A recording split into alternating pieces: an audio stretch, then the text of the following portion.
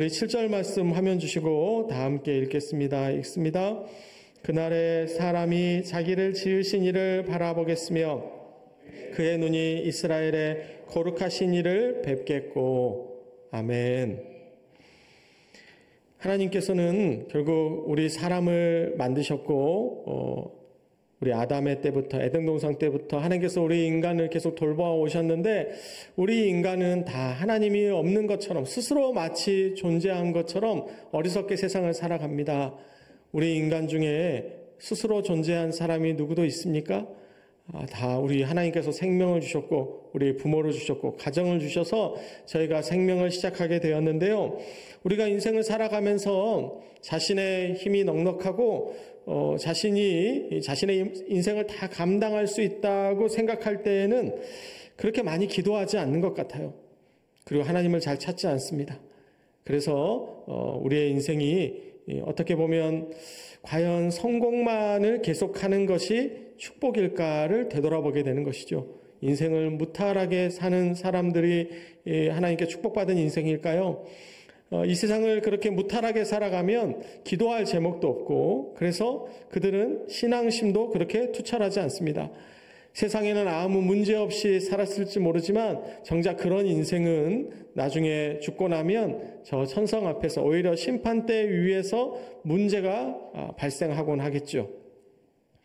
그래서 우리의 인생에 문제가 있다는 것은 하나님께서 기도하라고 지금 요청하고 계신 줄 믿습니다.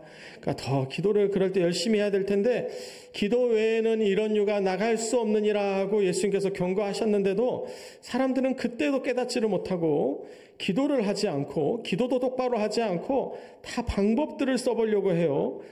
특히 좀 언변이 스스로 뛰어나다고 생각하거나 뭔가 재주가 있다고 생각하면 해왔던 방식대로 자기 생각대로 자기 기술대로 뭔가 사람을 의지하고 뭔가 자신의 국리를 내보려고 사람들은 길을 찾지만 그 길은 결국 멸망의 길이고 성취할 수 없는 것이죠.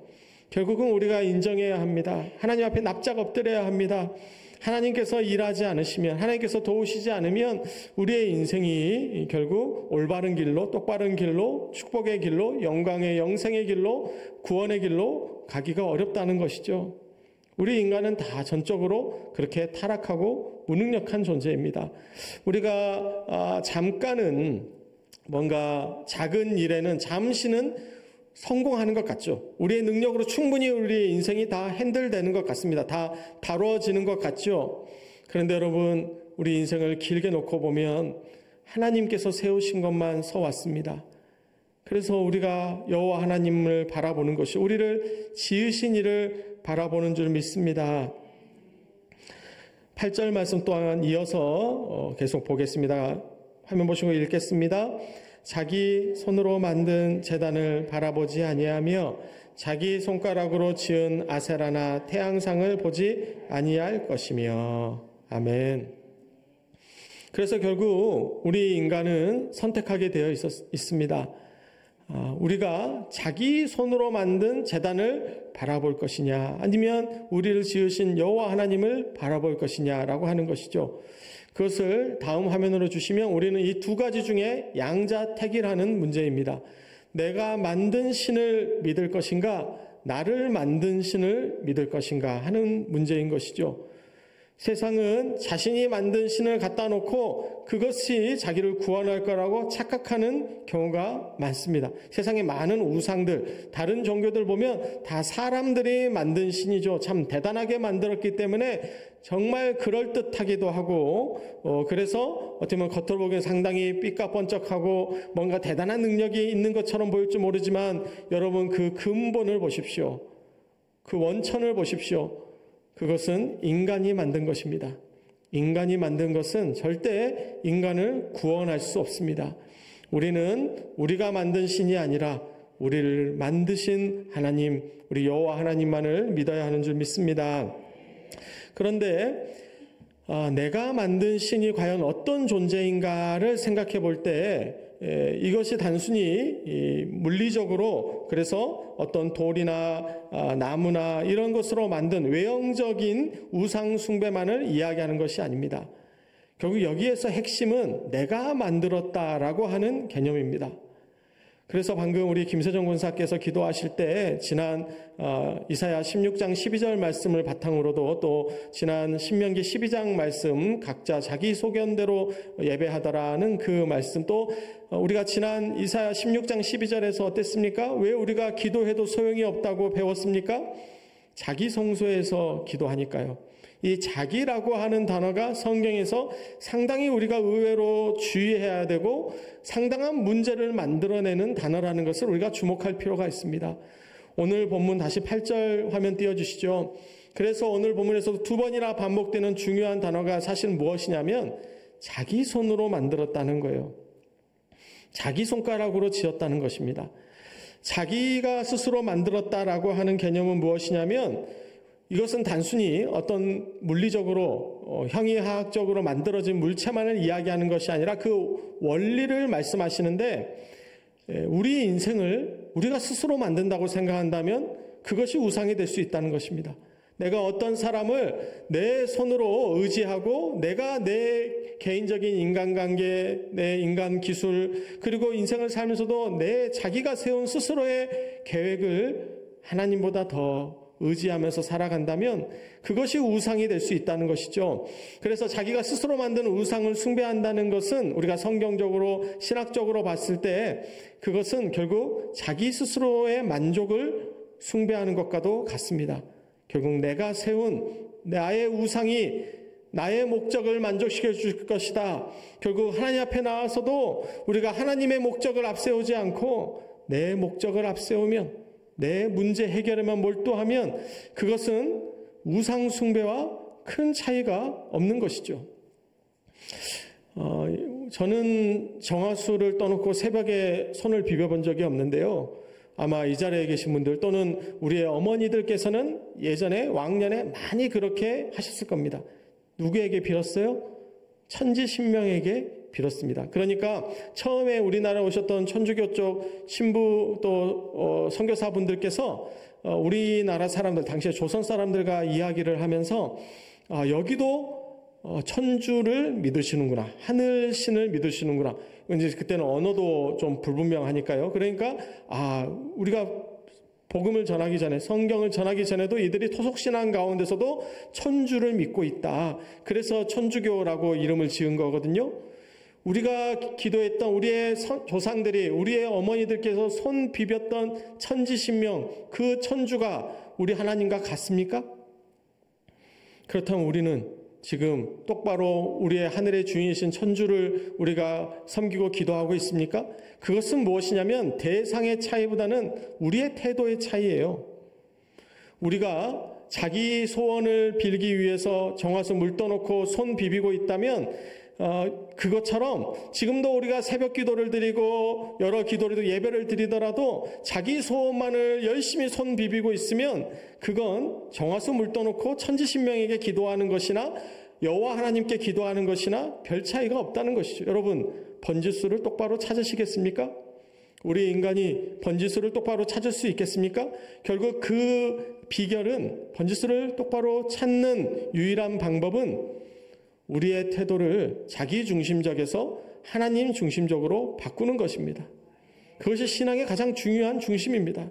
그래서 우리가 기도할 때 누구를 부르십니까? 아버지를 부르시고 주님을 부르시죠.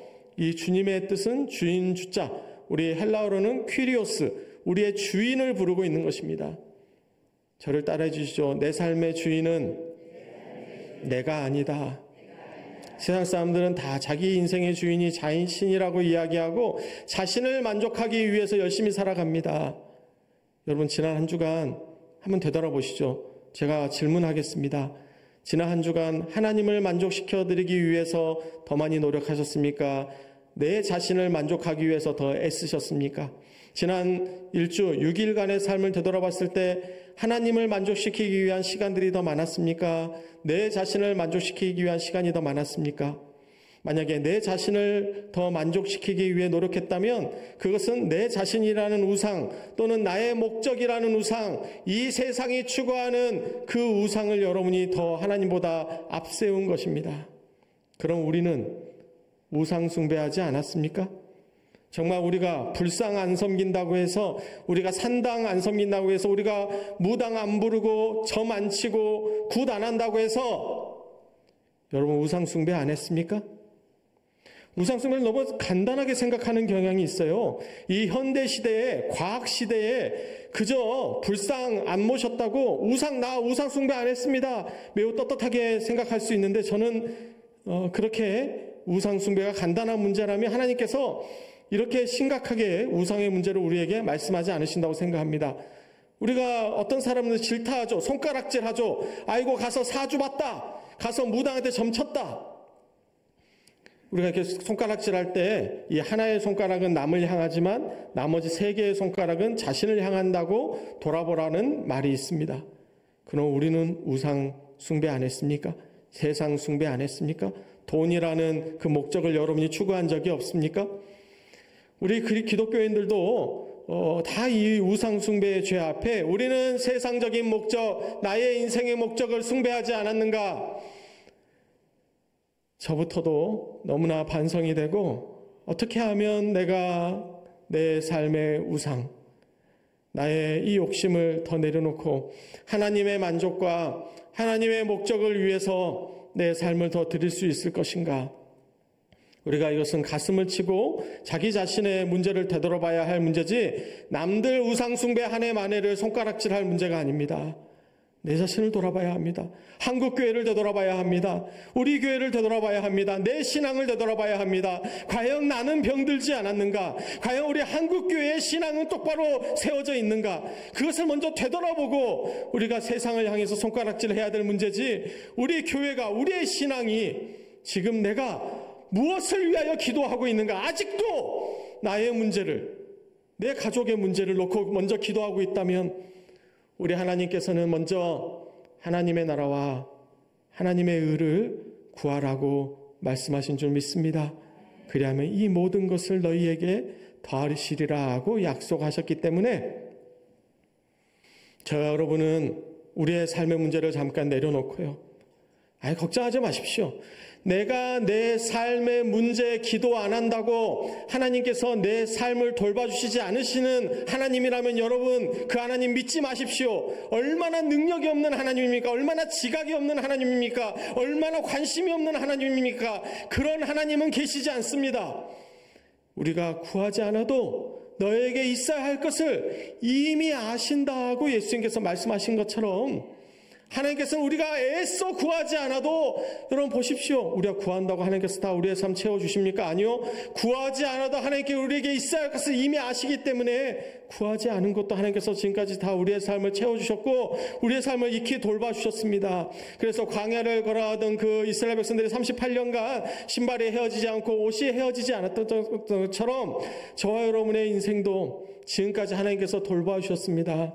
모든 것이 하나님의 은혜로 살았습니다. 하나님의 은혜로 살았습니다. 내 능력으로 산 거 아닌 거요. 내 기도빨로 산 거 아닙니다. 내가 기도 너무 잘해서 산 거 아니고, 내가 기도가 부족해도 나의 그 신음까지도, 작은 신음까지도 들으시는 주님, 내가 내 작은 골방에서, 내 방에서 엎드려서 무릎 꿇을 힘도 없어서 신음하고 있을 때 무슨 말을 내뱉어야 될지, 어떤 언어들로 내 마음을 표현해야 될지 몰라서 울고만 있을 그때에도 주님께서는 우리의 인생을 다 헤아리셨다 아닙니까? 그런데 우리가 얼마나 대단한 수식어와 얼마나 대단한 기도를 드려서 우리의 기도빨로 우리의 인생이 얼마나 우리의 염려로 우리의 키를 한 자나 우리가 자라게 할 수 있습니까? 우리가 겸허하게 우리의 삶을 내려놓고, 다만 근데 우리가 그렇다면 아무것도 하지 말라는 것이 아니고요, 다시 말씀드리지만 여러분, 하나님의 목적을 놓고 사십시오. 하나님의 목적이 우리를 인도하게 하시고 하나님의 만족을 위해서 기도하시고 그분의 기쁨을 위해서 하루하루 일상을 노력하십시오. 그러면 여러분 보십시오. 내 자신을 만족하기 위해서 최선의 삶을 노력을 하면 내가 만족이 됩니까? 자신의 만족을 위해서 세상을 살아가는 사람들은 자신의 쾌락을 추구하니까 그들은 뭐합니까? 마약하고 도박하고 술 마시고 자신의 삶을 추구하다가 그들은 다 그 인생이 범죄로 또 병들고 실패하는 인생으로 끝나고 맙니다. 자신을 만족하기 위해서 출세하려고 정치하려고 저 난리를 피웠던 사람들이 결국 그 인생의 말미에 어떻게 되는 모습들을 보십시오. 정말 그 인생이 자기 자신을 만족하게 할 수 있는 인생입니까? 여러분 정말 그렇게 생각하십니까? 그렇지 않죠. 그런데 반대로 여러분, 나의 만족을 내려놓고 하나님의 만족을 위하여 살아가 보십시오. 하나님의 만족을 위하여 말씀을 읽고 기도를 하고 찬송을 하며 하나님의 만족을 위하여 전도를 하고 하나님의 말씀대로 내 삶을 더 성실하게 하나님 앞에 더 바르게 살아가 보려고 노력해 보십시오. 내가 손해를 봅니까? 정말 그 인생은 망한 인생입니까? 정말 내 만족을 위해서 추구하지 않았더니 내 인생에 만족이 하나도 없었습니까? 아니요. 하나님께서 더 큰 만족을 주십니다. 그 민족은 땅의 만족이 아니라 하늘의 만족이고 하늘의 평강이고 하늘의 아버지께서 내 삶 가운데 충만하실 때 그 삶의 기쁨과 만족은 그 어떤 것과도 비교할 수 없는 것임을 믿습니다. 그래서 오늘 하나님께서 우리에게 주시는 말씀은 자기 손으로 만든 재단을 바라보지 마시라고요. 그게 우리의 인생을 구원하지 못합니다. 내 스스로 세운 계획으로 내 노력으로 만든 사람들과 그 인생의 목적들은 여러분 그것은 우리를 구원하지 못할, 그것은 터진 웅덩이와 같습니다. 이어서 우리 9절 말씀 화면 주시고 같이 읽겠습니다. 읽습니다. 그날에 그 견고한 성읍들이 옛적에 이스라엘 자손 앞에서 버림받은 숲을 속의 처소와 작은 산 꼭대기의 처소 같아서 황폐하리니. 아멘. 이 세상이 참 견고한 성읍 같죠. 그렇지만 그 견고한 성읍도 하나님 앞에 바로 서지 않으면 하나님께서 황폐하게 하신 줄 믿습니다. 여호수아 6장 20절 화면 주시면 이 이야기는 어떤 이야기입니까? 여리고성 이야기입니다. 여리고성이 얼마나 크고 견고한 성이었습니까? 그런데 백성들이 외치고 제사장들이 나팔을 부니까 성벽이 무너져 내려서 백성이 각기 앞으로 나아가 그 성에 들어가서 그 성을 점령하게 된 줄 믿습니다. 그러니까 아무리 견고한 성일지라도 하나님 앞에서는 무너지는 것이고요. 결국 하나님의 백성들이, 하나님께서 택하신 자들이 그 성을 점령하고 다스리게 되는 줄 믿습니다. 그것이 성경적인 진리입니다. 그러니까 우리는 하나님만을 의지해야 하는 것이죠. 그래서 시편 127편 1절은 이와 같이 고백합니다. 여호와께서 집을 세우지 아니하시면 세우는 자의 수고가 헛되며 여호와께서 성을 지키지 아니하시면 파수꾼의 깨어 있음이 헛되도다. 아멘. 여러분 실로 그러십니까? 우리의 인생을 되돌아보면 어떠십니까? 여러분 여호와께서 세우시는 집에 사십시오. 그런 인생에 거하십시오. 우리가 아무리 아름다운 성을, 우리도 이렇게 새 성 안에 여러분 모여 계시는데 아무리 멋진 성을 세워도 그 성을 지키는 것이 더 어렵다. 성을 빼앗는 것보다 성을 지키는 것, 수성이 더 어렵다고 세상도 이야기하는데 결국 어떻습니까? 우리의 인생, 우리가 열심히 만들어 보려고 하지만, 우리가 열심히 세워보려고 하지만 하나님께서 지키시지 않으면 그때뿐입니다. 얼마 못 가요. 그것은 하나님께서 축복하시지 않는 인생이기 때문에 우리의 인간의 욕심으로 세운 것들은 금방 무너져 버리는 것은 우리는 우리의 인생 가운데 또 이 세상을 바라보면서 우리는 충분히 경험하고 깨닫지 않습니까? 우리가 그렇게도 많이 보고 많이 깨닫는데도 여전히 우리의 인생의 목적을 바꾸지 않는다면 그건 정말 우리가 어리석은 마음일 것이죠. 여러분, 저 여러분은 하나님께서 하늘의 지혜를 이 시간 우리에게 덧입혀 주실 줄 믿습니다. 지혜가 부족하거든 후히 주시고 꾸짖지 아니시는 하나님께 구하라고 야고보 사도께서 말씀하신 것처럼 저 여러분은 지금 이 시간 하나님께 지혜를 구하고 있는 줄 믿습니다. 우리의 인생이 하나님의 지혜에 우리가 올바르게 서 있지 않고 여전히 세상 가운데 맴돌아서 마치 그 다람쥐가 쳇바퀴 도듯이 참 그렇게 어리석죠. 여러분 햄스터도 제가 우리 딸아이가 좋아해서 키워봤는데요. 다람쥐 햄스터 키워보시면 안에 이런 넣어놓잖아요. 예, 굴레를 넣어놓으면 쳇바퀴를 넣어놓으면 그거 탈출하려고 엄청 열심히 뜁니다. 아주 발바닥에 땀나게 뛰어요. 제자리입니다. 우리의 인생이 쳇바퀴 돌듯이 돌면 열심히 겁나 뛰어도 제자리입니다. 우리의 인생이 지금 제자리에 와 있다면 여러분 되돌아보십시오. 우리의 삶에 하나님께서 지정하신 방향이 아니고 하나님의 목적이 아니라면, 하나님께서 우리의 성을 지켜주시지 않는다면, 아무리 우리가 경성하게 우리의 깨어있음이, 우리의 수고가 헛되니 해 아래 모든 것이 헛되버린다는 사실을 우리가 깨닫기를 축원합니다. 그래서 시편 39편 5절은 이와 같이 고백합니다. 주께서 나의 날을 한 뼘 길이만큼 되게 하심에 나의 일생이 주 앞에는 없는 것 같사오니 사람은 그가 든든히 서 있는 때에도 진실로 모두가 허사뿐이니이다. 아멘. 그래서 제가 이렇게 말씀드리는 것은 허무주의가 아닙니다. 우리 기독교는 허무사상이 아니에요. 우리는 공사상이 아닙니다. 다만 그렇지만 무엇이 허사이냐를 깨달아야 우리가 바꿀 여지가 생기잖아요. 저는 과거를 얘기하자는 것도 아니고 뭔가 지적을 하자는 것도 아닙니다. 다만 우리가 무엇이 잘못되었는지를 깊이 참회하고 되돌아보고, 다만 우리가 이제 무엇을 해야 합니까? 우리 기독교는 미래적인 종교입니다. 우리는 하나님께서 우리에게 미래를 주십니다. 우리 주님은 장차 오실 것입니다. 우리는 주님이 오실 날을 예비해야 합니다. 우리는 오늘을 살되 내일을 위해서, 미래를 위해서 살아야 하는데, 여러분, 과거와 같은 삶을 반복해서는 의미가 없다는 것이죠. 우리는 이 시간 다시 태어나기 위해, 거듭나기 위해 모인 줄 믿습니다. 우리가 이미 거듭났는데도 우리의 인생 가운데 우리가 깨닫지 못한 요소들이 있기 때문에 다시 한번 점검을 해보시자는 것이죠. 인생이 참 그래서 어려운 것 같아요. 우리 인생은 다 초보와 같은데, 제가 지난 어버이날 우리 어버이 은혜 같이 노래 부르고 어머니 은혜 부르고 어버이 주일을 보내고 우리가 이 가정의 달을 보내고 있습니다만, 제가 솔직하게 말씀드리면 제가 청소년 때 또 어릴 때 청년 때는 저희 부모님한테 좀 서운한 게 있었어요. 저만 쓰레기입니까? 아니, 저만 그런 마음 갖고 살았어요? 왜 그렇게 몹쓸 사람 보듯이 쳐다보십니까? 솔직히 말씀드리면 저희 부모님한테 불만이 있었습니다. 그래서 제가 결심했어요.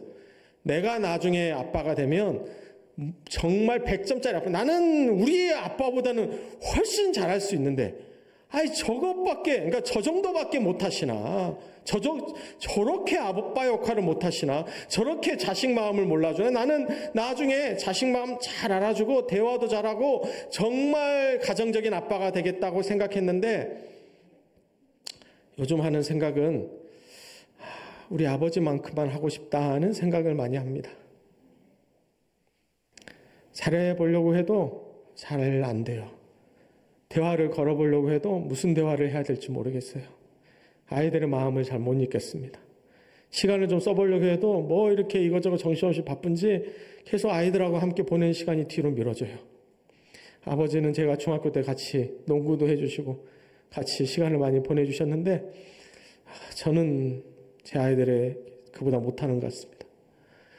그러니까 우리가 우리의 인생을 계속 점검해 봐야죠. 그래도 뉘우치고 조금 더 해보려고 해서 어제도 그제도 더 아이들하고 대화해 보려고 하고 옷도 사주고 이렇게 점수 따보려고 노력하고 있습니다.